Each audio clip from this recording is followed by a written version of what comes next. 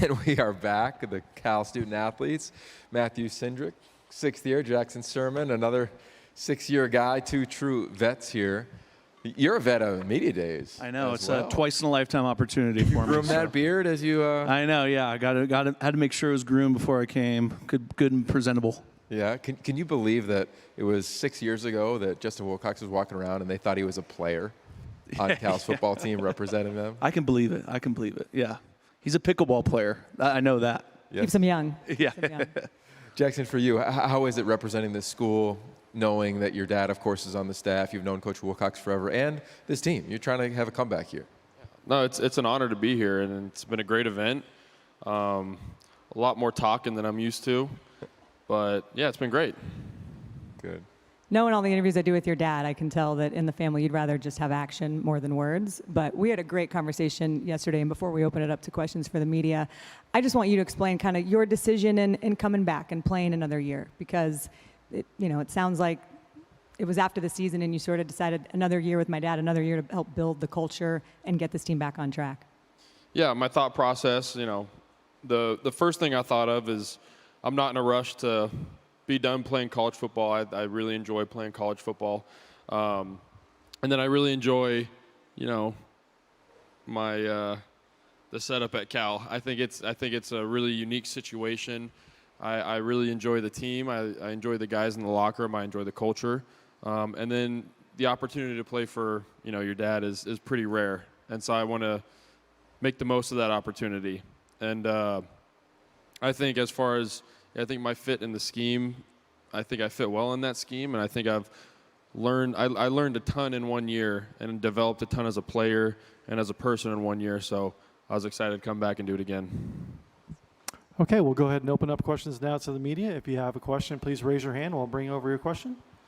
Bring over the microphone. We'll start here in the third row on the left. Hey, Tyler Budge, CF Budge. You guys lost 5 games by 1 score last year. Is that something that is like motivational, knowing how quickly things are to flipping, or how are you guys kind of handling that in the locker room? Yeah, I think we've talked about it for a few years now, that we're close, and I think we're kind of tired of just being close. And so we've set a culture this offseason that we're going to finish things, and we're going to do things the hard way, and we're going to, make sure that we win those close games, and they go in our favor this year. So, yeah, just setting that culture from the very beginning this winter, and I think it's gone well this summer. Now we got to go into camp with that same mentality so that these games go our way. Next question is back row on the right, Jim. Jim McGill, BearInsider.com. You guys are 6-year veterans, and you're seeing a lot of new guys that are being a part of the team right now, whether they be freshmen or portal transfer guys. How seamless has that transition been, and does the culture of the team help integrate these guys a lot faster than you typically see? Yeah, I think it's been, if you told me in the winter that we were going to have half the roster be new guys, I would have been worried. But how it's played out, I think it's been the guys that we have new, they've done a fantastic job of buying into the culture. They've all come in and they've worked their tails off, and they're all hard workers and good teammates, and I think that's credit to the coaching staff. I think they chose guys that they knew would fit in to the culture that we built at Cal. So it's really been, I think, as seamless as you can have it for having 50 new guys. But I think fall camp is going to be fall camp is going to help us just gel even more, and I'm excited for it. Everybody always throws around the word culture. I'm curious how you both would describe it at Cal. Yeah, I think it's a unique culture. We have a really good locker room of guys who want to be really good on the football field, but also want to be good at life. And I think that breeds competition in everything we do, which is really fun. And we just have a bunch of guys who really care about each other, and they've come in and like Jackson said, like meshing together, and it's an opportunity to have 50 new friends, as I say. So yeah, just coming together as best as possible. And yeah, the coaching staff has done a great job recruiting guys that really fit with that culture. We talked to Coach about the Golden Buddies Clinic that you put on last weekend. Can you walk us through how that came together? Because we saw some of the video and it looks amazing. But how did you have that idea? How did it come together? Yeah, so it was something I had done in high school, working with that community. And so I knew if I was going to come back for a 6th year, I had to do something beyond myself. I had a little more time, a little less class. So it was a really cool opportunity to, work with kids with disabilities, give them a voice, because football can be exclusive at times. So just wanted to make it more inclusive for everybody. And with the Cameron Institute at Cal, with student athlete development, they were huge in helping me put it on. And that's why I love Cal. It's more than just football for us. So had an amazing event last Saturday, and super grateful for all the kiddos who came out. I think they had a great time, and had over 30 volunteers from our team, which was just incredible for college guys to donate 3 hours of their time. So really special event, and hope we can continue Golden Buddies for years and years to come. Any stories pop out of somebody afterwards coming up to you and saying, hey?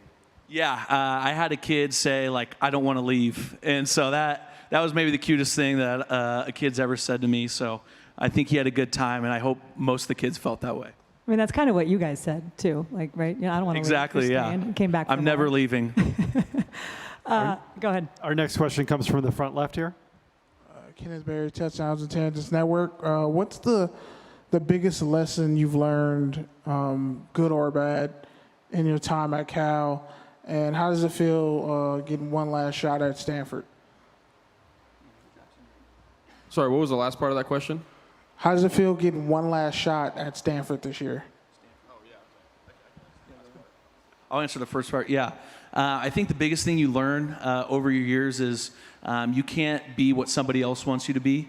You have to be your own player, and especially as a young guy, you come in, there's a lot of great leaders on the team, and you want to mimic them, but you also have to have your own flair on it. So over the years, I've kind of come into myself who I want to be as a leader and as a person, and hopefully I've achieved being a unique individual, a unique leader on the team.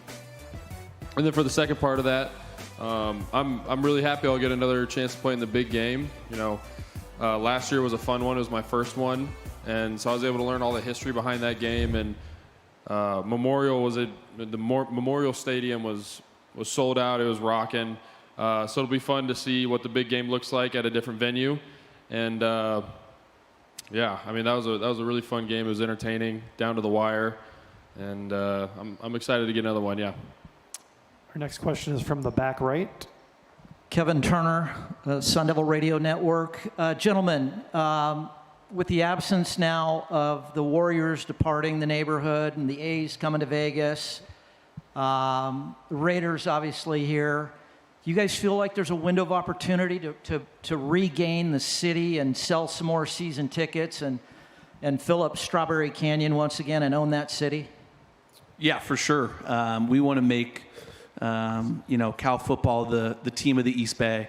And so we definitely have that opportunity this season, especially coming out with a home opener like Auburn is a really exciting opportunity.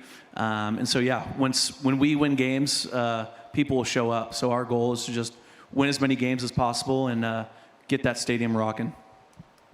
Jackson, you were very humble in that answer about getting another shot at Stanford and didn't mention the play that you had that will go down in Cal football lore that allowed you guys to win that game. Can you walk me through what you remember about that play and what that moment was like for you? Yeah, I remember it being one of the weirdest plays I've ever been a part of. It was they were in Wildcat, the quarterback, took the snap and just started running the ball, and then Daniel Scott wrapped him up, made a great play, forced the ball out. And Jeremiah Irby, our freshman corner, picked it up and he started running down the sidelines.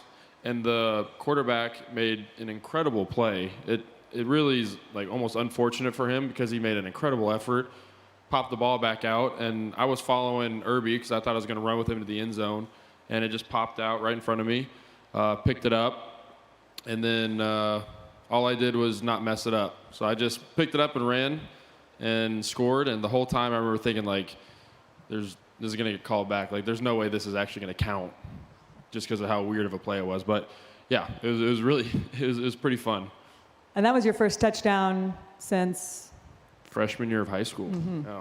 Yeah, I think we talked about this yesterday. My high school coach, I played tight end in high school, and he always had a joke that I was allergic to the end zone because I got tackled on the one line a few times in high school, and so he was the first person I texted after the game to let him know I scored a touchdown. Finally made it, yeah. All right, we talked about close games a year ago and not being on the winning side of those. Specifically, what are you doing? Like, what is the team talking about? What are the actions to make sure that can flip? Yeah, I think a big thing we're doing right now is our conditioning. Our coach calls it 4 quarters. So, you got to be mentally locked in all 4 quarters. And, they're strict on us. If we're not finishing through the line, if we're not, with the team counting it off, they'll send it back. So I think it's just being more disciplined and things like that. And you never know when 1 rep is going to matter in the game. So just as many player run practices as we can have, as much team dinners as we can have, just to make sure that when we're ready and those moments come, we're locked in and we can trust the guy next to us. You guys both went through spring ball. You're part of the offense. You got to go against the offense. But when you got into player run practices this offseason, what have you noticed about that group? You got a new quarterback in Sam Jackson, presumably, new style, new scheme, etc. Curious both of your takes on that side of the ball. Yeah, just from a defensive perspective, it's completely different, and it really changes how you play defense. You're going to play third down different. They do a good job of running problem plays, and they make sure to put at least one defender in conflict at any play, and you never know when you're going to be that defender. So it keeps you on your toes, and then with the quarterback that can run the ball, that adds a whole other layer of difficulty to trying to stop it. And it seems like, I think Matthew can talk more to this, but it seems like that they picked it up well. I think the offensive staff has done a good job installing it. But it was challenging right out of the gate. Yeah, it's been fun.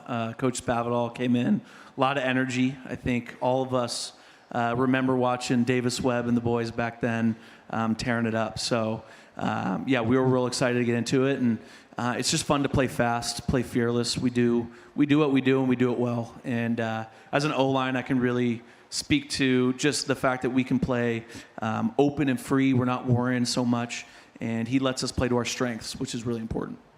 There's so many games that you can look on in your schedule that are going to be exciting. We mentioned the home opener against Auburn. Obviously, that one's circled. But for you, you get to go back to Seattle, a place where you started your collegiate career with the Washington Huskies. Have you thought much, and I know we talked about it again, but have you thought much about what that emotion's going to be like, being back on Montlake? Yeah, I'm not typically a super emotional guy, so I'm sure it'll feel a little different than every other game. Every game is important. Every game is, you got to take it really serious. But when you look at the schedule, there's a couple logos that stick out a little more than others. So it'll be special. It'll be interesting. I've had a lot of practices in that stadium, played a lot of games in that stadium. So it'll be, it's a cool venue. They do a good job. The fans, they get it loud, and so it's a fun place to play. So I'm excited to go back, and it'll be a fun game. Maybe another lightning game. That'd be fun. The 2:30 a.m. no. finish or so, yeah. No, I don't want that again. Well, we were also reminiscing, and we'll let you guys go in 1 minute, but I remember when you played Cal, when you were on the other side, and you made that game-stopping play, and you called your dad afterwards, and that conversation didn't last too long? Yeah, I before every Cal UW game when I was at UW, it was you meet before the game.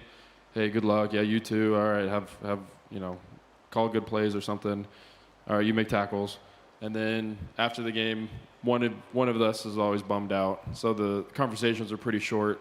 And then so I was in on that last play the last year I was at UW, and I remember being excited. And I I went up to my dad after the game, like, Dad, I think I might have made that play. I think I was in on that play.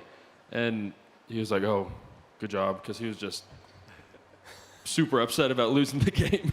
Well, I am glad that now whenever you make a big play, it's both of you are going to be happy. Yes. Thanks so much, you guys, for your time today. Best of luck this season, and we look forward to watching the Bears. Thank you, guys. Go Bears. Thanks for having us. Go Bears.